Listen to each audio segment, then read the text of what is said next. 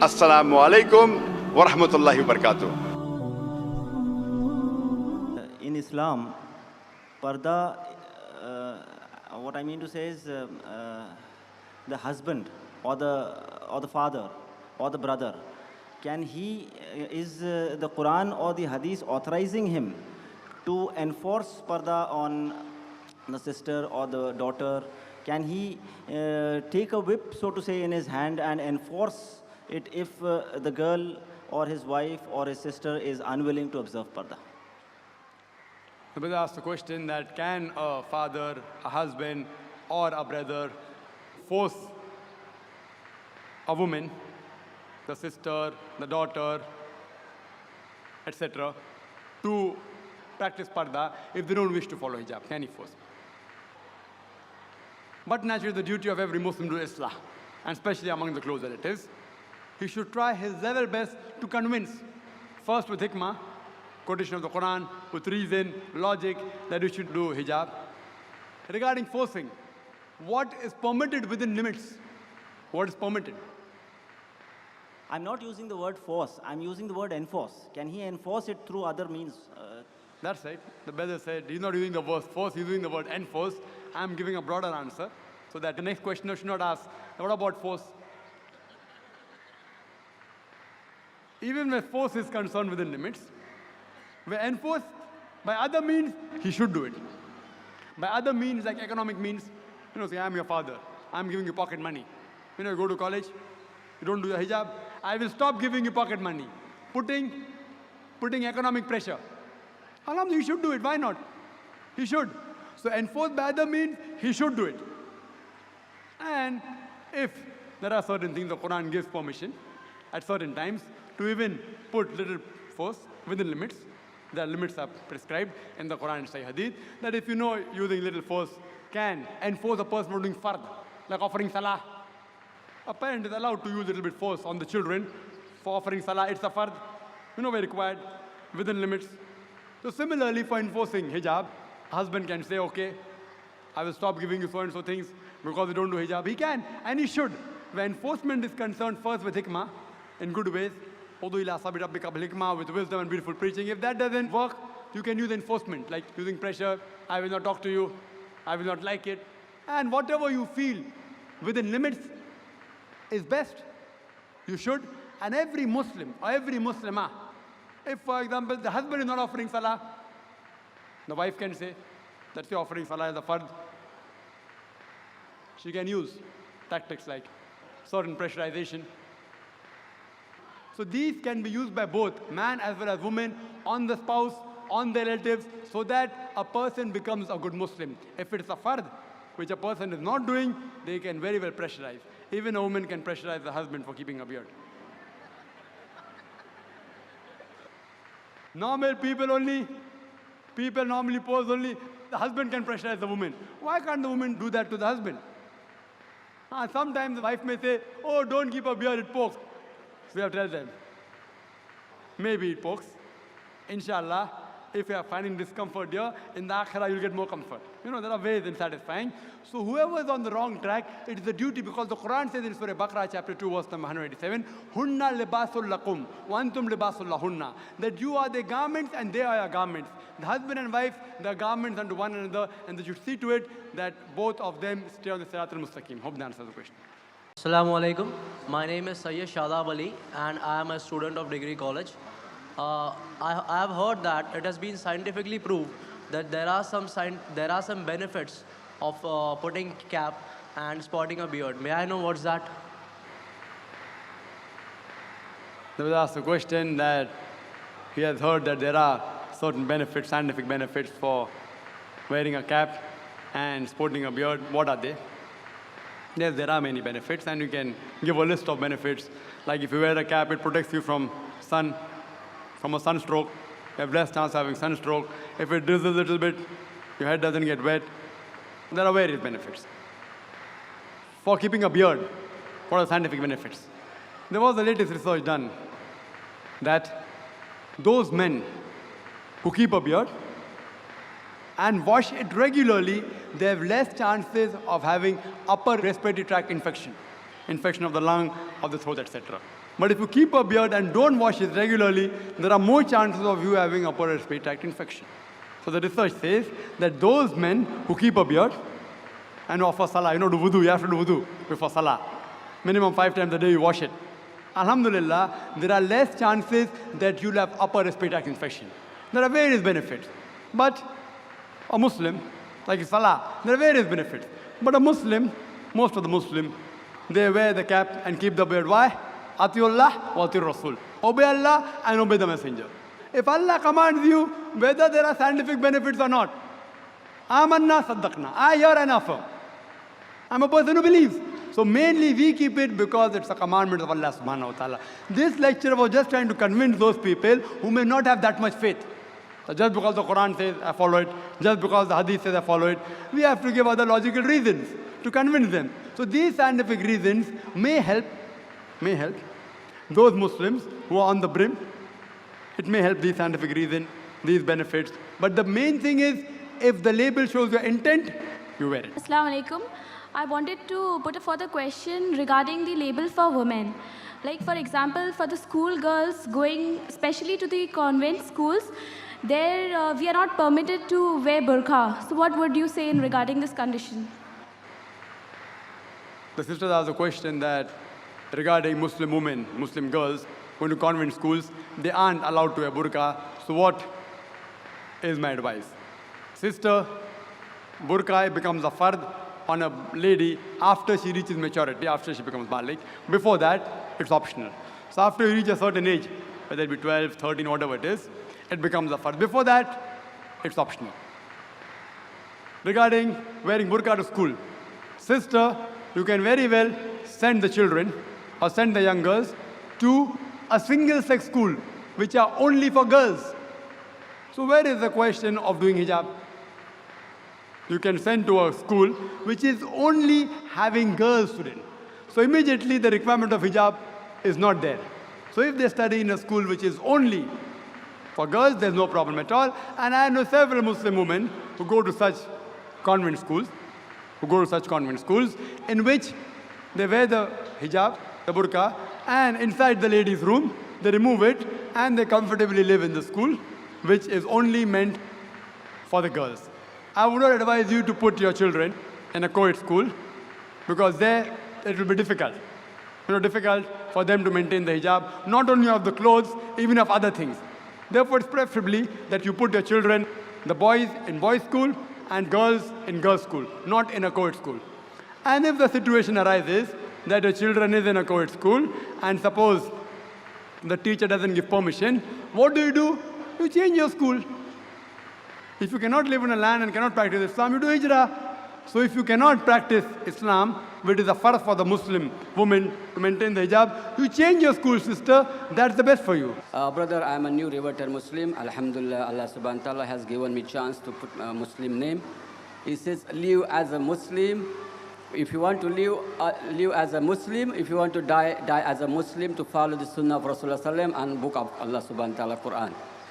Brother, I am a short on visit to Bombay. I have visited several places in Bombay and several mosques. I have noticed Muslim brothers, sometimes I feel very pity. When I have seen coming out from the mosque, mashallah, growing a big beard, and when they come out from the mosque, holding a cigarettes and eating a pan, which is look like oil paint, and the smoking like a blowing balloon. How do you feel the non-Muslim brother as a priest the Islam? But that poses a question that when he goes to many mosques, he sees that Muslims, when they come out, they smoke cigarette and they eat pan, it looks bad. What is the opinion? Is it right or wrong? First, whether is cigarette smoking allowed or not? And there are various fatwas given. Previously, the ulama used to give a fatwa.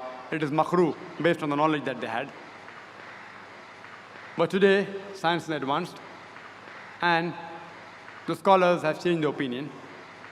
Based on the Quranic verse of Surah Baqarah, chapter number 2, verse number 195, which says that do not make your own hands the cause of your own destruction. Do not make your own hands the cause of your own destruction. According to latest research, it tells us today that according to the World Health Organization, there are more than 1 million people every year who only die because of cigarette smoking. Out of the 90% of the people that die due to lung disease, due to lung cancer, is due to cigarette smoking. Out of the 70% of the people that die because of bronchitis, die because they smoke cigarette. Out of the 25% who die because of cardiovascular disease is because they smoke cigarettes. It is nothing but slow poisoning. Cigarette contains nicotine and tar. Leave aside how it looks. Leave aside how it looks. According to the latest fatwas given by more than 400 ulamas, they say cigarette smoking is haram because the Quran says, do not make your own hands the cause of your own destruction. And not only does it harm you, it even harm your neighbors. Because the researchers tell us today that the wives of the chain smokers, they have more chances of having lung cancer because passive smoking is more dangerous. Active smoking directly is harmful. Passive smoking means the smoke which you exhale out, and if somebody else inhales that, it is more dangerous. There are various ill effects. When you smoke, it causes blackening of the lips, blackening of the teeth, damage to the gums, blackening of the fingers. It damages the throat. It causes peptic ulcer. It causes constipation. It causes loss of libido. It causes loss of vigor. The person's appetite is gone. It even causes loss of memory. So based on all these researches, today's ulama, there are more than 400 fatwas given saying that cigarette smoking is haram.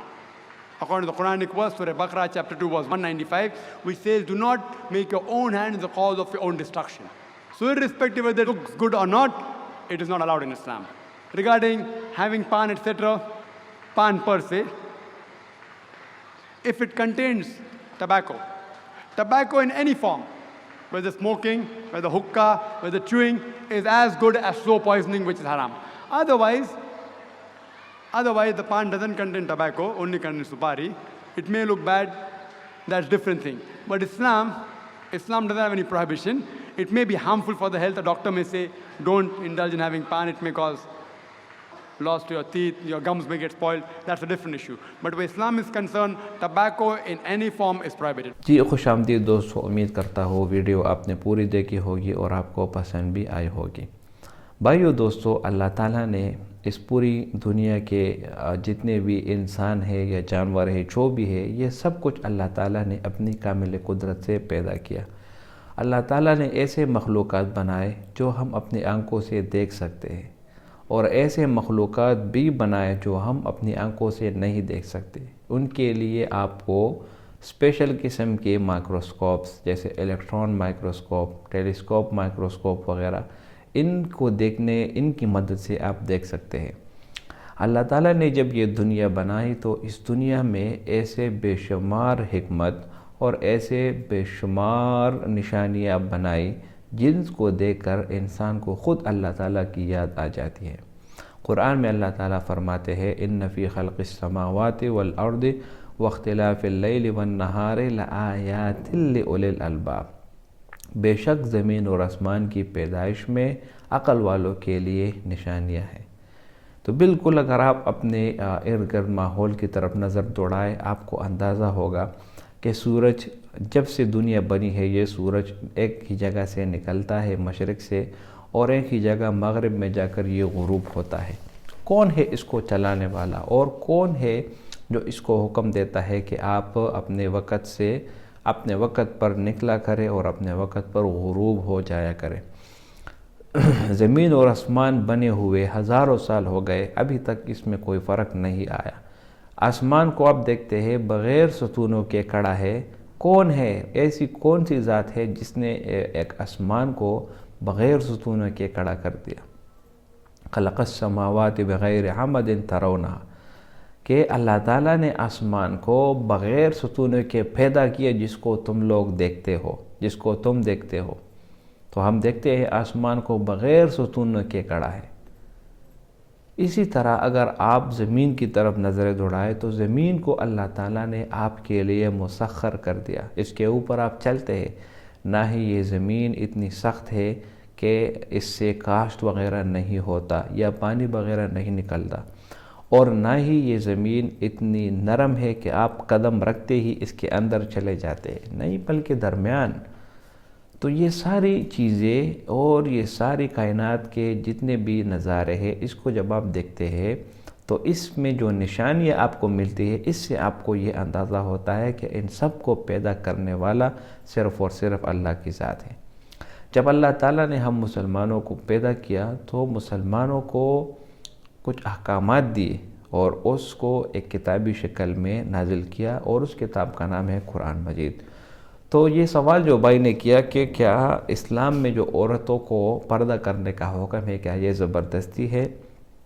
تو جواب یہ ہے کہ قرآن میں اللہ تعالیٰ فرماتے ہیں قُلْ لِلْمُؤْمِنَاتِ يَغْضُضْنَ مِنْ أَبْصَارِهِنَّ وَيَحْفَظْنَ فُرُوجَهُنَّ کہ اے پیغمبر آپ مومنوں عورتوں سے کہہ دیجئے کہ اپنی نظریں چکائے اور اپنے اعضاء کی حفاظت کرے، اور اپنے زینت، اپنا چہرہ جو ہے نا وہ کسی کو بھی نہ دکھائے سوائے اپنے محرم کے۔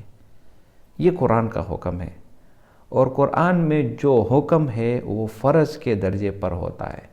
تو قرآن کا مطلب یہ ہے کہ قرآن میں جو چیزیں ذکر کی جاتی ہے اس کو اگر آپ دیکھتے ہیں، اس میں جو صیغہ امر کے ساتھ ذکر ہوتا ہے وہ وجوب کے لیے ہوتا ہے۔ قل امر صیغہ ہے، کہو۔ تو پردہ مومنوں پر فرض ہے۔ اور اگر آپ آج کل کے جو بنت ہوا ہے، جتنی لڑکیاں ہیں مسلمان، آپ دیکھتے ہیں ٹک ٹاک پر دیکھتے ہیں، یوٹیوب پر دیکھتے ہیں، تو پردہ ان سے بالکل ختم ہو چکا ہے۔ کسی نے اس کو فیملی ولاگنگ کا نام دیا، اور کسی نے اس کو جو ہے نا عورت کی آزادی کا نام دیا۔ میرے بھائیوں بہنوں، اگر آپ اس دنیا میں آپ نظریں دوڑائے، جتنی بھی بے حیائی آپ کو نظر آتی ہے، یا جتنی وہ عورتیں جو لبرل ہے وہ جو کہتی ہے کہ آپ اپنی نیت صاف کرے، یا آپ اپنی نظریں جھکائے، یا جو بھی کہے، تو ان کو میں صرف اتنا کہنا چاہتا ہوں کہ آپ کی نیت حضرت فاطمہ رضی اللہ عنہ جو ہمارے پیغمبر صلی اللہ علیہ وسلم کی صاحبزادی ہے، ان سے پاک نہیں تھی۔ آپ کی جو آج کل جو حسن ہے جو آپ لوگوں کو دکھاتی ہو، یہ حسن حضرت فاطمہ رضی اللہ عنہ سے زیادہ نہیں ہے، ان کے چہرے سے زیادہ خوبصورت نہیں ہے، اور ان سے زیادہ علم، اور ان سے زیادہ جو ایک پیغمبر کی بیٹی ہو، ان سے زیادہ علم نہ آپ کے پاس ہے اور نہ کبھی ہوگا۔ جب وہ پردہ کرتی تھی، اور وہ جس وقت اس کا وفات ہو رہا تھا، تو وہ یہ وصیت کر کے گئی کہ میری جنازہ رات کے اندھیرے میں لے کر جانا، تاکہ کسی غیر محرم کی نظر میری جنازے پر بھی نہ پڑے۔ آپ ذرا اس بات کا اندازہ لگائے کہ ایک پیغمبر کی بیٹی وہ پردہ کرتی ہے، اور یہ وصیت کرتی ہے کہ چہرہ تو دور کی بات، بدن دور کی بات، اپنے جنازے پر بھی غیر محرم کی نظر نہ پڑنے کی وصیت کی۔ تو آپ خود سوچو کہ آج کل ہمارا مسلم معاشرہ، مسلمانوں اور مومنوں کا معاشرہ کتنے حد تک گزر چکا ہے، کتنے حد تک گر چکا ہے۔ تو بھائیو دوستو، پردہ کرنا ہر مسلمان عورت کے لیے یہ لازم ہے۔ اگر یہ نہ کرے تو یہ گناہ ہے، اور قرآن کی آیت سے انکار کرنا، قرآن کی بات نہ ماننا، یہ سراسر گناہ ہے، اور اس کے اوپر اللہ تعالیٰ کی پکڑ اور عذاب ہے۔ اللہ تعالیٰ ہم تمام مسلمان عورتوں کو پردہ کرنے کی توفیق عطا فرمائے۔ امید کرتا ہوں ویڈیو آپ کو پسند آئی ہوگی۔ اگر ویڈیو آپ کو پسند آئے تو اس چینل کو سبسکرائب کریں۔ بہت شکریہ۔